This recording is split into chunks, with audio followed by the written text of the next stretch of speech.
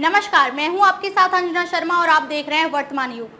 तो आइए शुरुआत करते हैं आज की खास खबर से। संसद का शीतकालीन सत्र आज से शुरू। वक्फ बिल समेत 16 विधेयक लिस्ट में 10 पॉइंट में जानिए सब कुछ। संसद का शीतकालीन सत्र आज से शुरू हो रहा है। इस सत्र के लिए वक्फ संशोधन बिल समेत 16 बिल सूचीबद्ध किए गए हैं। हरियाणा और महाराष्ट्र में एनडीए की भारी जीत के बाद इस सत्र में सरकार की स्थिति मजबूत होने की संभावना है। सत्र में राज्यों के चुनाव परिणाम का प्रभाव देखने को मिलेगा। संसद का ये सत्र काफी हंगामेदार रहेगा।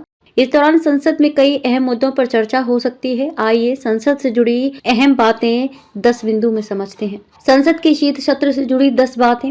वहीं कांग्रेस के प्रमोद तिवारी ने संसद के मुद्दों पर चर्चा करते हुए कहा, हमने मणिपुर का मुद्दा उठाने को कहा है। मणिपुर में कई हत्याएं हो रही हैं और मणिपुर में कोई कानून व्यवस्था नहीं है। देश में बेरोजगारी है। मुझे इस बात की भी चिंता है कि उत्तर भारत में प्रदूषण की स्थिति और अधिक गंभीर होती जा रही है। हालांकि महाराष्ट्र और हरियाणा में अपनी करारी हार के बाद विपक्ष के कमजोर होने की उम्मीद है। रविवार को सरकार ने रक्षा मंत्री राजनाथ सिंह की अध्यक्षता में सभी राजनीतिक दलों के फ्लोर नेताओं से मुलाकात की। सरकार ने एक बयान में कहा कि संसदीय कार्य मंत्री किरेन रिजिजू ने सभी पार्टी नेताओं से संसद के दोनों सदनों के सुचारू कामकाज के लिए सहयोग और समर्थन का अनुरोध किया। शीतकालीन सत्र 20 दिसंबर तक चलने की उम्मीद है। इस सत्र में जिन विधेयकों पर चर्चा होने की संभावना है उनमें वक्फ संशोधन विधेयक और आपदा प्रबंधन संशोधन विधेयक शामिल हैं। बैंकिंग कानून संशोधन विधेयक और रेलवे अधिनियम संशोधन विधेयक लोकसभा में पेश किया जाना है। रेलवे अधिनियम में संशोधन के लिए एक विधेयक भी पेश किया जाएगा। ऐसी अटकलें हैं कि सरकार इस सत्र में one nation one election bill पेश कर सकती है। प्रधानमंत्री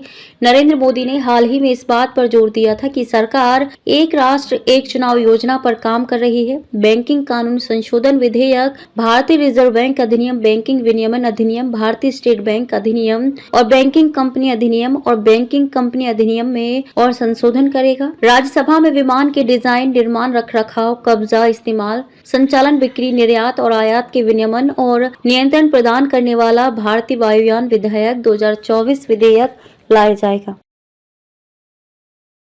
खबरों में अब तक के लिए बस इतना ही। फिर होगी आपसे मुलाकात कुछ ऐसी ही खास खबरों के साथ। तब तक के लिए नमस्कार और देखते रहिए वर्तमान युग।